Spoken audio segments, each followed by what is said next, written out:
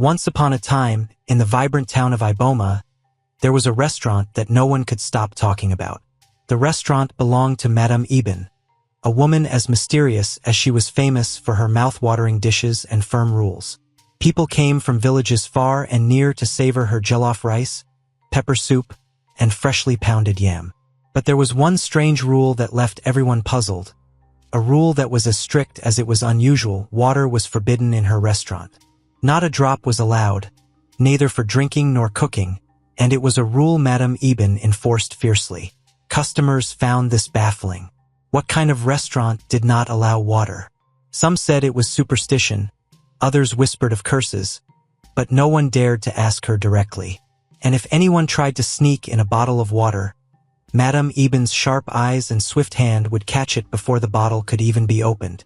Those who broke the rule were either thrown out or given a cold, silent stare that sent them running. Among those who found this rule strange was a young woman named Ifeoma. Ifeoma had recently moved to Iboma to stay with her aunt, helping her with her small tailoring business. She was known in the town as curious and thoughtful, always questioning things most people ignored. In her short time there, Ifeoma had become fascinated by Madame Eben's restaurant and, more importantly, the mystery of the water ban. Ifeoma often passed by the restaurant on her way to run errands, and each time she would slow her steps, peeking in through the large glass windows to observe the bustling activity inside.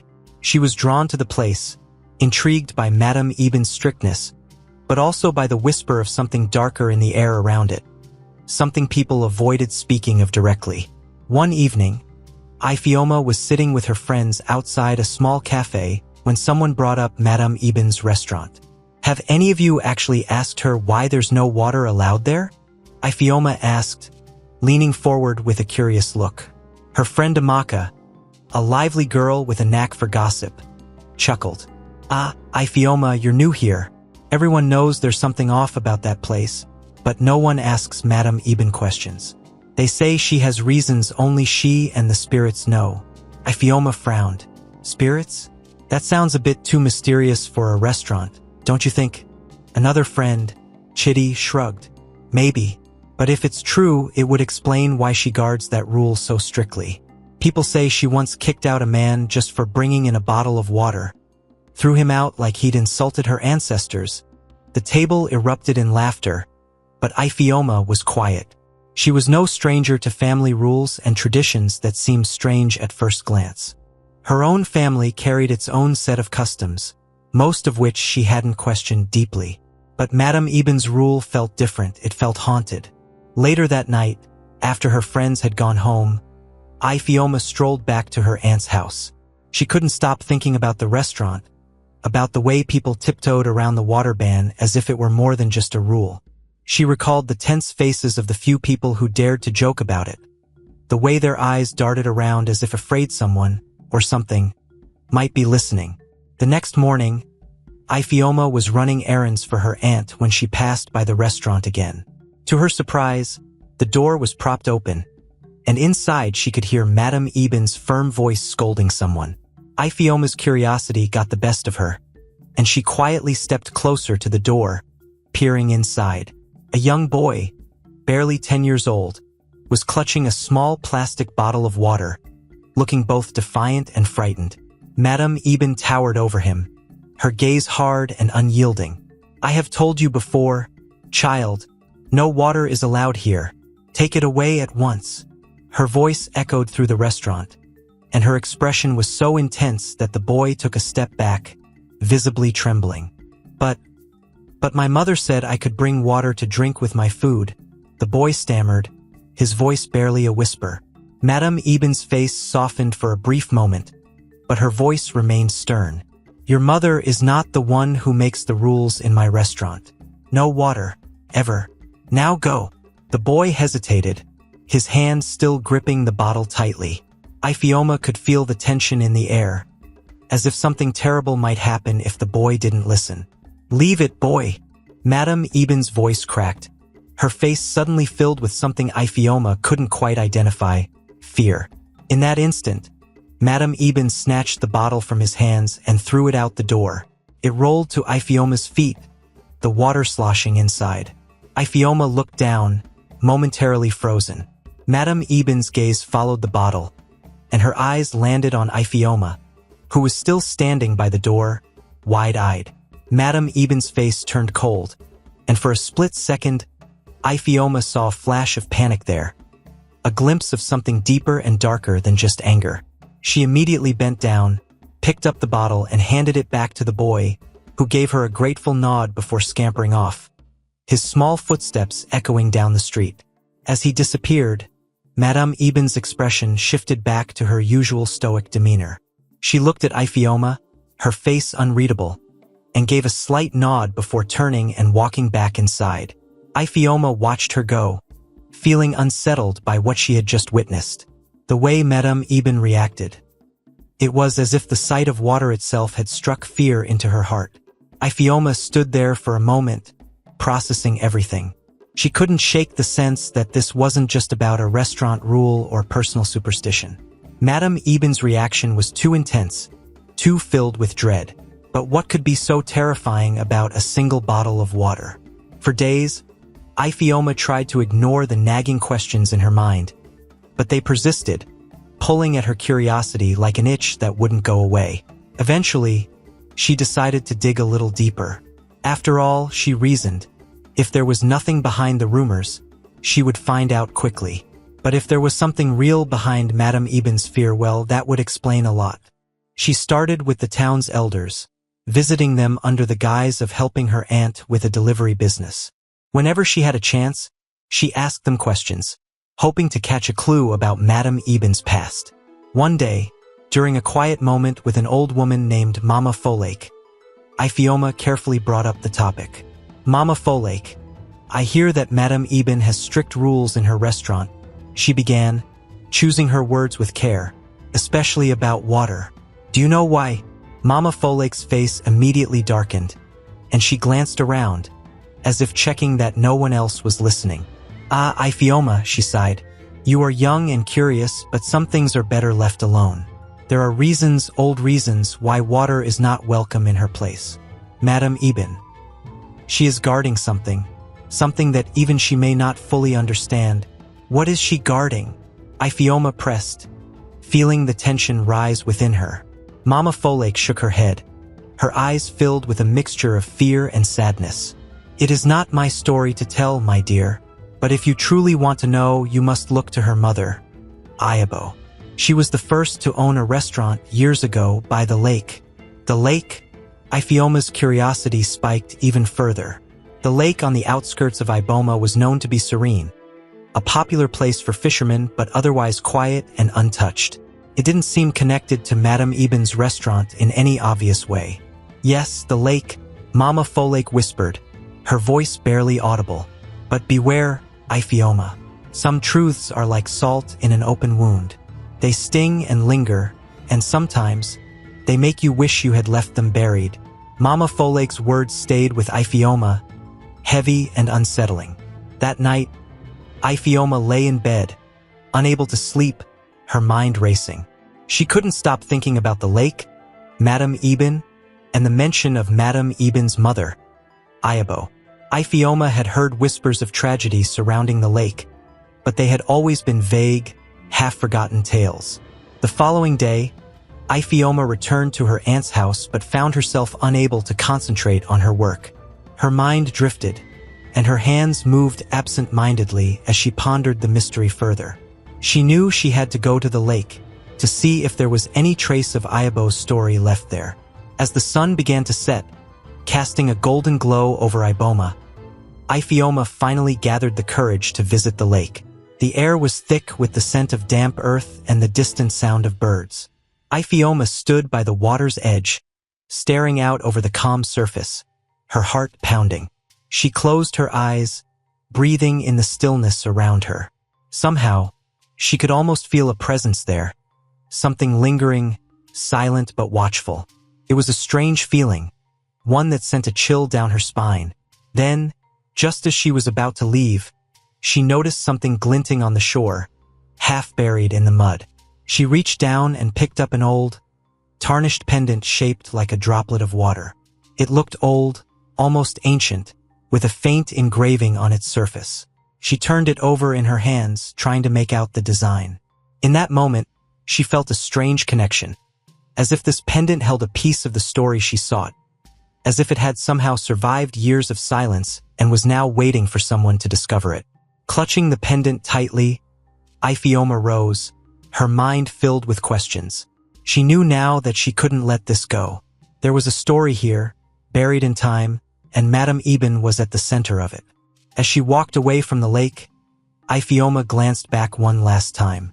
The water lay still and silent, reflecting the fading light of the setting sun. But beneath its surface, Iphioma sensed something deeper, something ancient and waiting. And she knew, in her heart, that the story had only just begun. Iphioma couldn't shake the feeling that the pendant she'd found by the lake was more than just an old piece of jewelry.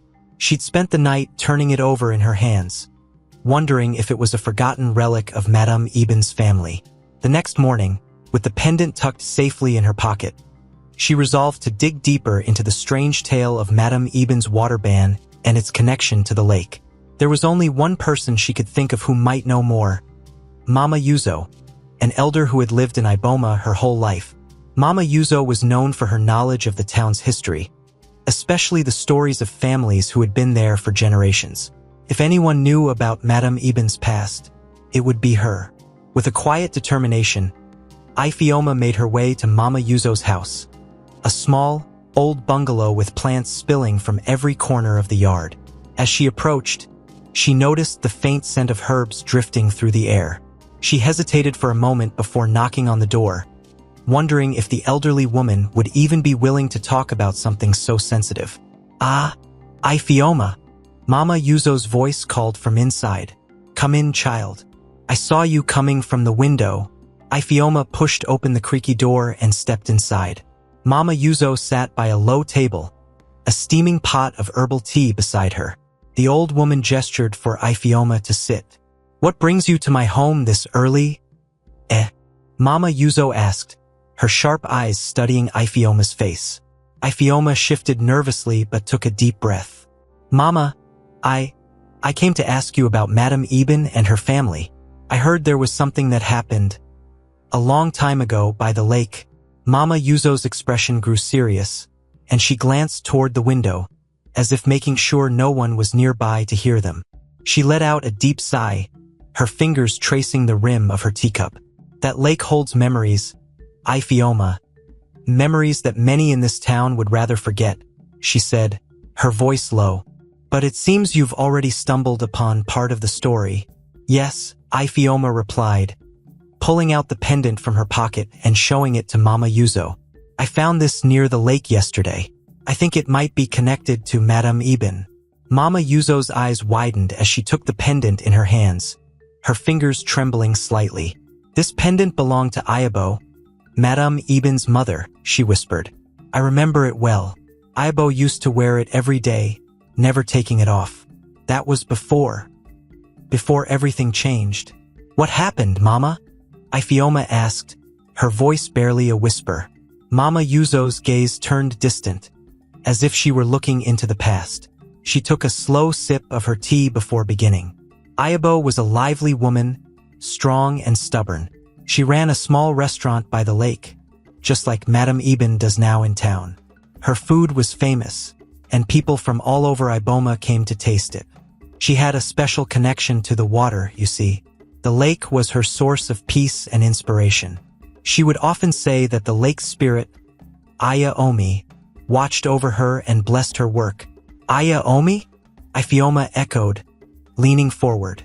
"Yes, the guardian spirit of the lake," Mama Yuzo continued. "According to legend, Aya Omi was a powerful being, a water spirit who protected the lake and blessed those who respected her. But Ayabo's relationship with the spirit went beyond respect. They shared a bond and understanding. Ayabo's mother had told her that as long as she honored the lake and kept certain rituals, Aya Omi would continue to bless their family. So what changed? Iphioma pressed, sensing that the story was only just beginning. Mama Yuzo closed her eyes for a moment before continuing. One year there was a terrible drought. The lake's water level dropped, and people in the town grew desperate. Ayabo, following the old ways, pleaded with Omi to spare them, to bring rain. But the town leaders, they didn't believe in such things. They saw the lake as a resource, something to be used, not honored. And so, they decided to dig deeper into the lake, hoping to bring up water to fill their wells. Ifioma felt a chill run through her. They disrespected the spirit? Mama Yuzo nodded. They did. Ayabo warned them, begged them to stop, but they wouldn't listen. To them, it was just a lake, just water. And soon after, terrible things began to happen. First, the fish in the lake started dying, floating up to the surface in droves. Then, one night, a fierce storm came, a storm like no one had ever seen before. It flooded the lake and destroyed Ayabo's restaurant.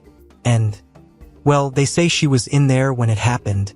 Ifioma's hand flew to her mouth, horror filling her eyes. She died.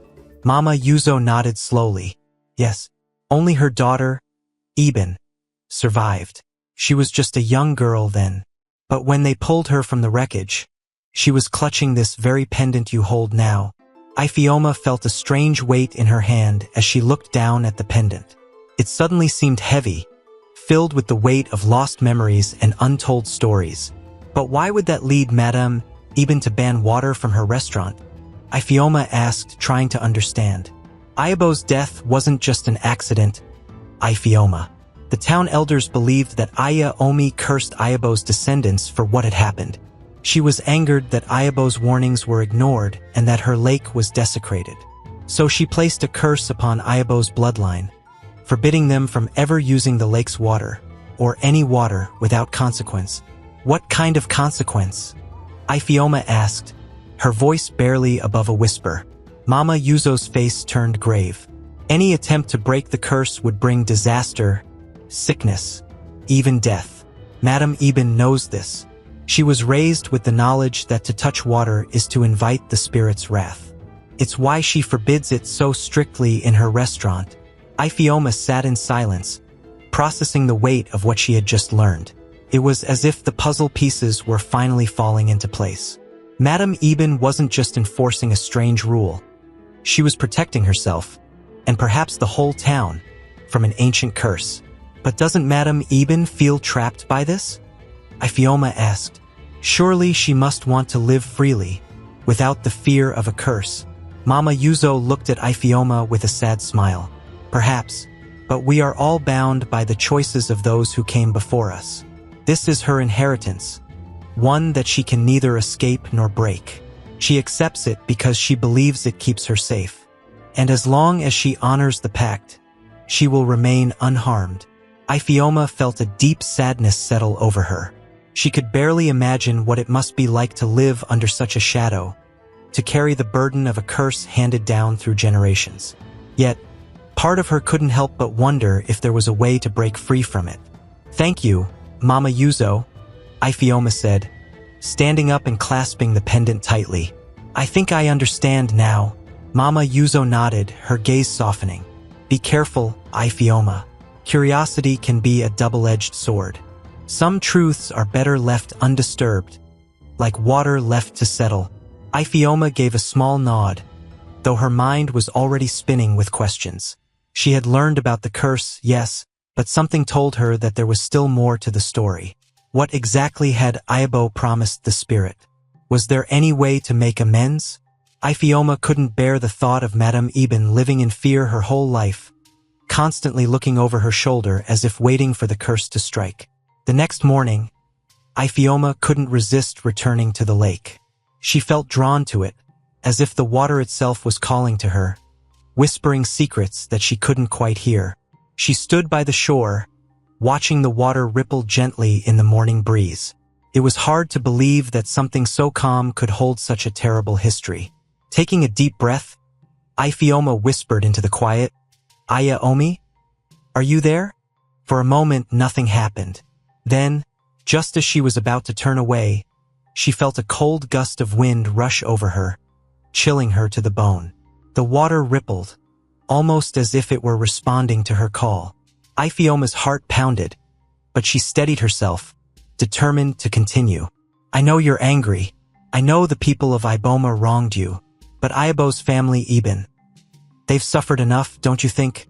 The water remained silent, but Iphioma felt a strange sense of presence, as if the spirit were listening. I understand that Iabo tried to protect the lake, that she wanted to keep the bond with you alive. Iphioma continued. Her daughter has honored that bond too, even if it means living in fear. Isn't there a way to forgive them? As if in response, the lake's surface shimmered, and for a brief moment, Iphioma thought she saw a face in the water. A woman's face, both beautiful and sorrowful, her eyes filled with a sadness that seemed centuries old. Aya Omi? Iphioma whispered, her voice trembling. The face faded, leaving only the gentle ripples of the lake. But Iphioma understood the message. The spirit had heard her, and maybe, just maybe, there was a way to bring peace to Madame Eben and her family after all. Feeling a surge of hope, Iphioma turned and began walking back to town. She would need to speak with Madame Eben, to tell her what she had seen and heard. Perhaps together, they could find a way to lift the curse and honor the spirit in a way that would bring lasting peace. But as she neared the town, Iphioma couldn't shake the feeling that breaking the curse wouldn't be easy. There would be challenges, perhaps even danger. But if it meant giving Madame Eben a chance at freedom, Iphioma was willing to take that risk. With determination in her heart, Iphioma resolved to confront Madame Eben. She would uncover the truth, face the curse, and do whatever it took to bring peace to the family haunted by the lake spirit. And so, the journey began, with Iphioma holding the pendant close, feeling the weight of Iabo's memory and Aya Omi's silent, watchful presence behind her. When Iphioma returned to town, her heart was set on speaking to Madame Eben directly. She had seen the lake, felt its quiet presence, and glimpsed something of Aya Omi's sadness. The spirit's face, sorrowful and mournful, lingered in her mind. Iphioma knew that if anyone could help lift the weight of this curse, it would be Madame Eben. But she was also aware that the truth of Aya Omi's curse might be darker and more binding than she could imagine. The next morning, she walked to Madame Eben's restaurant with purpose. She found Madame Eben outside, sweeping the front steps as the morning sun cast a soft glow over her stooped figure. Despite her resolute expression, Iphioma could see a heaviness in the lines of her face, as if the weight of the past clung to her shoulders. Madame Eben, Iphioma called out gently. The older woman looked up, surprise flashing briefly in her eyes. Iphioma, she said in her usual guarded tone. You are up early. Is there something you need? Yes, Iphioma replied, stepping closer. But it's something I don't think you'll want to hear. It's about the lake, about your mother, Iabo, and about Aya Omi. Madame Eben's face froze, and she looked away, her fingers tightening around the broom handle. Who has been speaking to you about such things? She asked, her voice a strained whisper. No one, Iphioma answered, choosing her words carefully. I went to the lake myself and I felt something there. I also found this. She reached into her pocket and held out the pendant she had found. Madame Eben's face softened, her eyes filling with something Iphioma hadn't expected, grief. She reached out slowly, her fingers brushing against the pendant before she pulled her hand back, as if the small object held a memory too painful to touch. That was my mother's, Madame Eben said, her voice barely audible. She wore it every day, even on the night she died. Taking a deep breath, Iphioma continued, I've heard pieces of the story, madam. I know about the pact with Aya Omi, about the curse. I know you're afraid of breaking the rules, but maybe there's a way to end this. Madame Eben let out a shaky breath, her gaze shifting to the distant hills beyond Iboma. Do you think I haven't tried, Iphioma? She whispered. Do you think I haven't wished, prayed, begged for a way to break free of this curse? My mother spent her life honoring that spirit. And for what? For her life to be stolen in a single night. For me to carry a burden that I never asked for. There was a pause, and for the first time, Iphioma saw the full weight of Madame Eben's sorrow. She realized that this woman, so stoic and fierce in her rules, was carrying a grief that no one else could see. But you've stayed faithful, Ifeoma said softly. You've kept the pact, and I think that's worth something to Ayaomi. I saw her at the lake. I think she's waiting for us to honor her differently, to end this without losing more. Madame Eben shook her head, a bitter smile crossing her lips. You are young, Ifeoma, and hopeful. But the curse is not so simple. Ayaomi did not just place a prohibition on water. She placed a restriction on my bloodline. She demanded that my family would never use water without facing ruin. It was her revenge for the town's betrayal. So, it wasn't just about the lake's water? Ifeoma asked, her heart sinking. No, Madame Eben replied. The curse was designed to ensure that our family line would live under constant restraint. We are forbidden to cook with water, forbidden to drink it in any space we own, and any attempt to use it freely brings disaster. I have seen it myself. When I was younger, I tried to break the rule just once. What happened? Ifeoma asked, her voice filled with both fear and curiosity. Madame Eben's face darkened, her jaw tightening. I was barely 19. I thought I could defy the curse, that it was nothing more than a story. I used water in my cooking, thinking I would be safe. But that night, the customers who ate my food fell gravely ill. Some even died. That was when I understood that the curse was real, that it would not be ignored. Since then, I have never allowed water in my restaurant. I keep it away from every meal, from every pot and dish. Ifeoma was silent, letting the weight of Madame Eben's words sink in. It was a curse far more serious than she had realized, a punishment that had become a prison.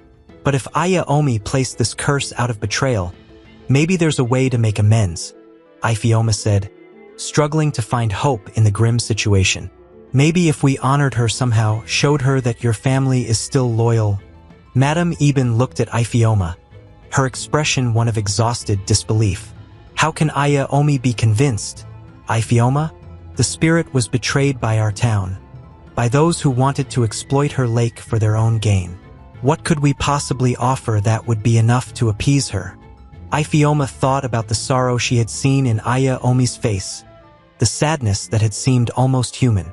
I think she feels abandoned, Madame Eben. She's seen people forget the pact, ignore her presence. But if we approached her, showed her that your family still remembers, still honors her, Madame Eben's gaze softened, and she looked down at the pendant in Ifeoma's hand. There is a ritual, she murmured. A ritual my mother once told me about, though I thought it was just a story. She said that, if the lake spirit ever grew angry, there was a way to seek her forgiveness. But it would require someone with courage and purity of heart, someone willing to risk themselves. A flicker of determination sparked in Ifeoma's eyes. Then let me do it. Let me be the one to ask for her forgiveness, madam. I'm not from your family, but I am willing to honor Ayaomi. I'll do what it takes to lift this curse. Madame Eben looked at Ifeoma, surprise and hesitation mingling in her gaze. This is dangerous, Ifeoma. You are asking to place yourself in the hands of a spirit whose wrath is deep. You might not survive it. I know, Ifeoma replied, her voice steady. But I believe Ayaomi deserves to be heard, to be remembered properly. If this ritual can lift the curse, it will be worth the risk. After a long silence, Madame Eben nodded. She reached into a drawer inside the restaurant and pulled out a small, weathered book.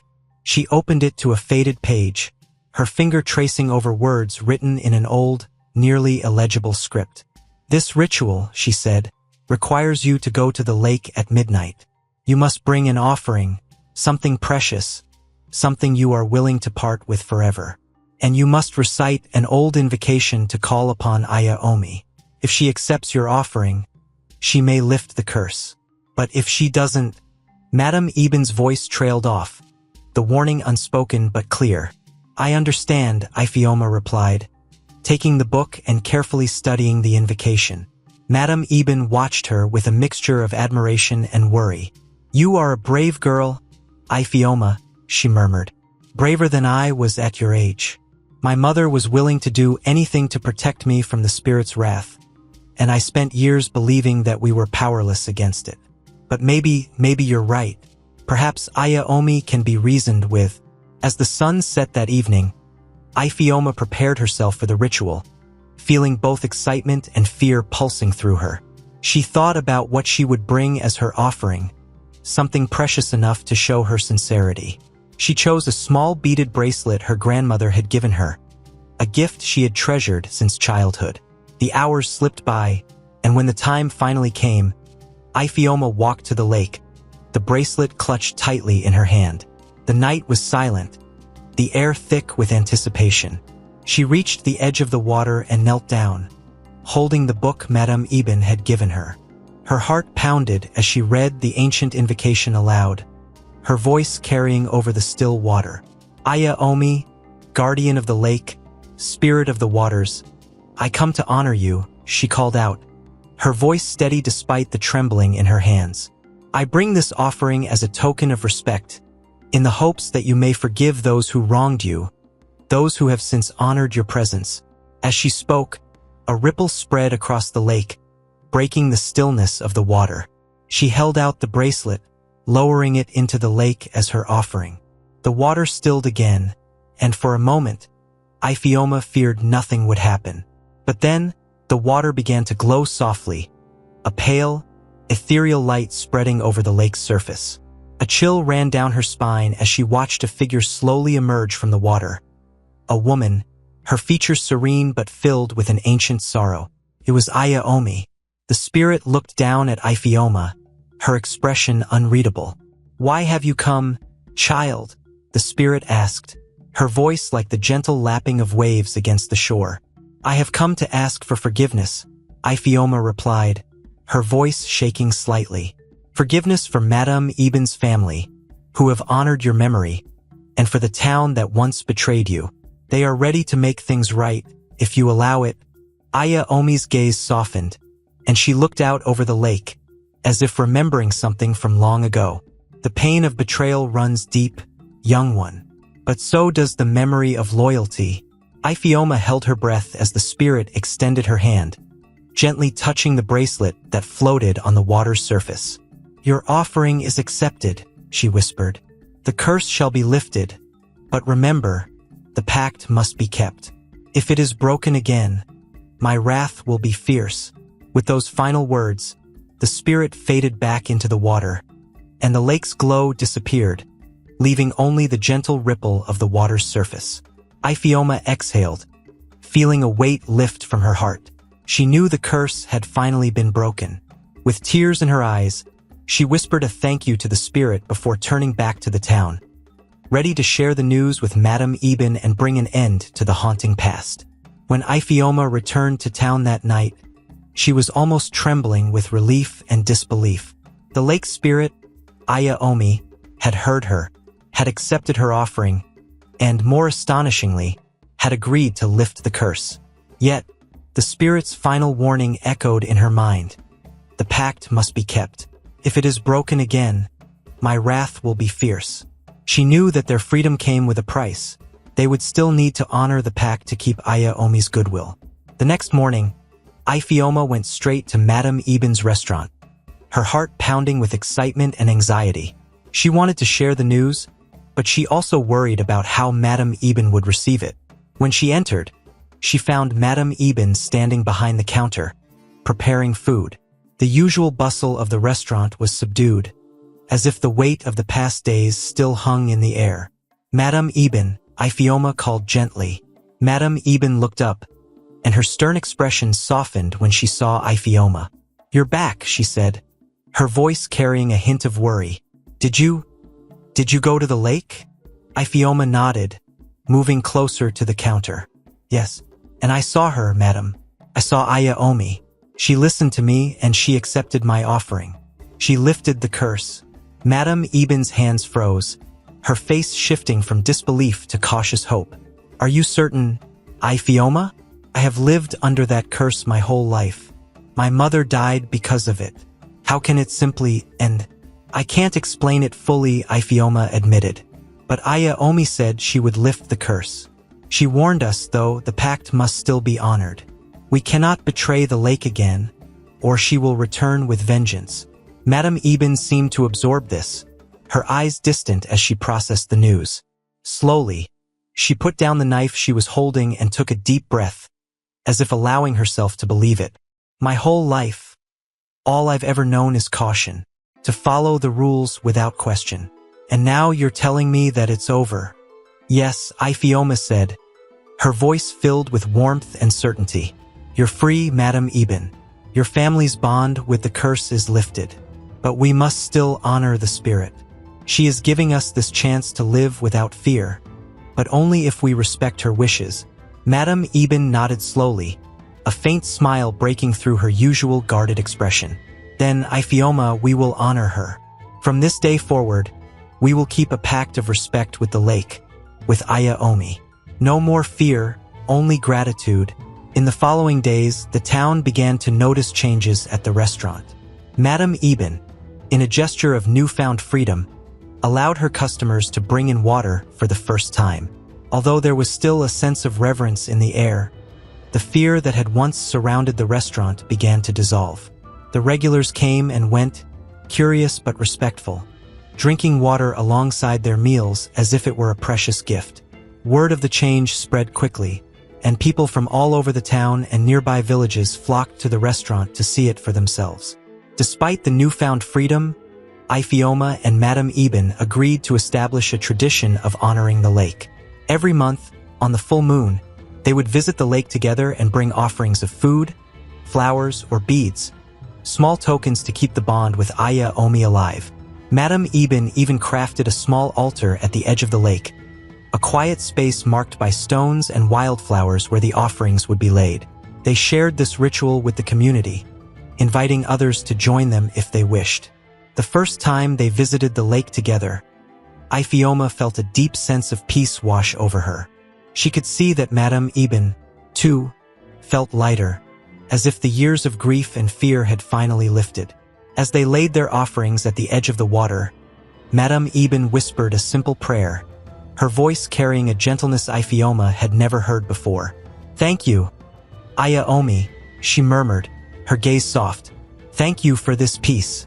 As time passed, Iphioma noticed changes in Madam Eben beyond the restaurant. The woman who had once been stern and unyielding had become softer, more approachable. She even allowed herself to laugh more freely, to engage with her customers in a way that showed the warmth beneath her once guarded exterior.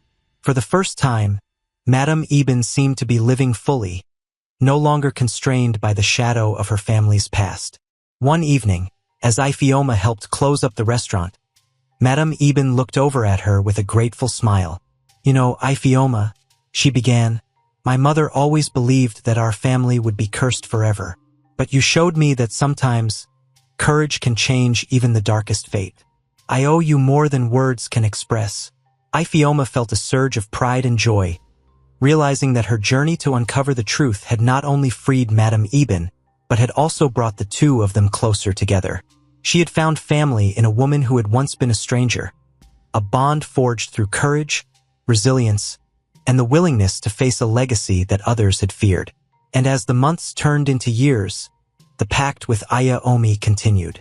Each visit to the lake became a celebration of the connection between the town and the spirit, a bond of respect and honor. The restaurant thrived, drawing even more visitors, who came not only for the food, but for the warmth and peace that filled the space. One afternoon, as the restaurant bustled with life, an old friend of Iphioma's from the village, Amaka, arrived. She had heard about the restaurant's change, about the lifted ban on water, and she had come to see it for herself. Iphioma, Amaka called out, waving as she walked in. I can't believe it. People say Madam Eben allows water now. Is it true? Iphioma grinned, gesturing to the glasses of cool water being served to tables around them. It's true, Amaka. The restaurant is free of the old rule now, and Madam Eben is happier than ever. Amaka looked around, taking it all in, her eyes wide with wonder. I didn't think I'd see this place change so much, she said with a smile. It's as if the whole town feels lighter now. As the friends sat and talked, Iphioma felt a quiet contentment settle within her. She knew that their lives in Iboma would continue as they always had, but with a new sense of harmony and freedom. They had honored the past and bridged the divide between the living and the spirit world, ensuring peace for the future. In time, Ifioma found herself running the restaurant more often as Madame Eben gradually stepped back, spending more time with friends and in the town she had once felt distanced from. The restaurant had become more than just a business. It was now a place of connection, where traditions were kept alive but without the heavy shadows of fear. And every month, as promised, Ifioma would make her way to the lake, carrying a small token of respect to lay at Aya Omi's altar. She continued the tradition with joy, grateful for the connection it fostered, and for the chance to carry on the story of her journey. Years later, as Ifioma finally took over the restaurant completely, she felt that her life had come full circle. She was no longer just the curious girl who had once peered in through the restaurant's windows, wondering at the mystery within. She had become a part of its story, and through her, the memory of Ayabo, Madame Eben, and Aya Omi would live on. One late evening, Ifioma stood outside the restaurant, looking out toward the hills.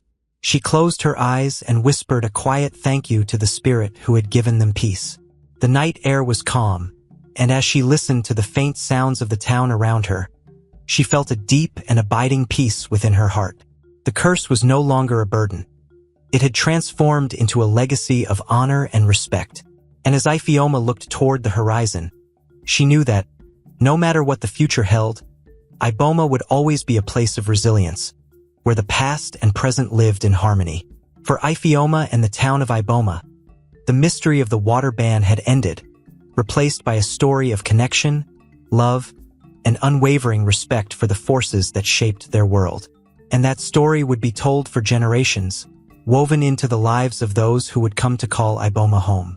Years had passed since Ifioma and Madame Eben had first lifted the weight of the curse that had shadowed Iboma. In that time, Ifioma had transformed the restaurant into a beloved landmark, known throughout the region for its delicious food, welcoming atmosphere, and the deep-rooted respect for tradition that set it apart. She had taken great care to keep alive the memory of the pact with Aya Omi, and each month, like clockwork, she made her journey to the lake with offerings of thanks and reverence. With Madame Eben no longer at the helm, the restaurant had flourished in ways Ifioma never anticipated.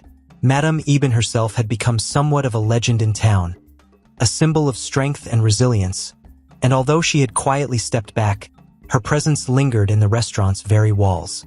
It was as though her spirit watched over the place, approving of how the legacy she and Ifioma had created continued to thrive. One evening, after a particularly busy day, Ifioma sat outside the restaurant under a sky dotted with stars. The calm of the night settled around her as she closed her eyes, letting the memories of her journey wash over her. She remembered the fear, the courage it took to face the lake, and the peace that had followed. It was a story she carried proudly, one that she hoped would be told for generations to come. As she sat lost in thought, a small voice broke her reverie. "Auntie Ifioma?" A young girl's voice called.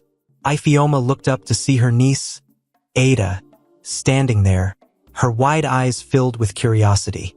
"Yes, Ada," Ifioma said with a smile, patting the bench beside her. The young girl quickly took a seat, her face lit with excitement. "Auntie, Mama told me about the lake and Aya Omi. She said you saved the restaurant and helped Madame Eben make peace with the spirit. Is it true?" Ada asked, her voice filled with awe.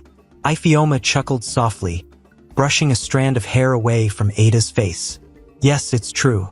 It wasn't easy, but sometimes the things that matter most aren't easy. Aya Omi deserved our respect, and she taught us that even the smallest actions can have lasting consequences." Ada's eyes shone as she listened, absorbing every word. "Mama said we honor Aya Omi because she's part of our family story now. Can I come with you next time? To give her an offering? Ifioma smiled warmly. "Of course you can. It's important for you to know our history, Ada, and to respect the pact we made with Aya Omi. I'll show you the way just as I was shown. That's how we keep her spirit alive." Ada beamed, visibly excited at the idea of visiting the lake with her aunt. She was young, but Ifioma could already see the spark of curiosity in her eyes, the same curiosity that had driven her own journey years before. And she knew that as long as there were people like Ada to carry forward the story and traditions, the pact with Aya Omi would endure, binding the generations in shared reverence and unity. The following month, Ifeoma made her usual journey to the lake, this time with Ada by her side. The little girl clutched a small bundle of wildflowers and beads, her gift for Aya Omi, and walked with careful steps, her eyes wide as they approached the edge of the water. "This is where it all began," Ifeoma told her, kneeling down by the lake's edge. "The lake gave us peace, but we had to give our respect in return. Remember, Ada, that the lake is alive and Aya Omi watches over it. As long as we honor her, she will bless us in return." Ada nodded, her young face filled with reverence. Together, they laid the flowers and beads at the small altar Ifeoma had maintained all these years. The lake's surface shimmered in the moonlight, and Ifeoma felt a sense of quiet fulfillment wash over her. She sensed, somehow, that Aya Omi was watching, her spirit satisfied with this gesture of respect. As they turned to leave, Ada tugged on Ifeoma's sleeve.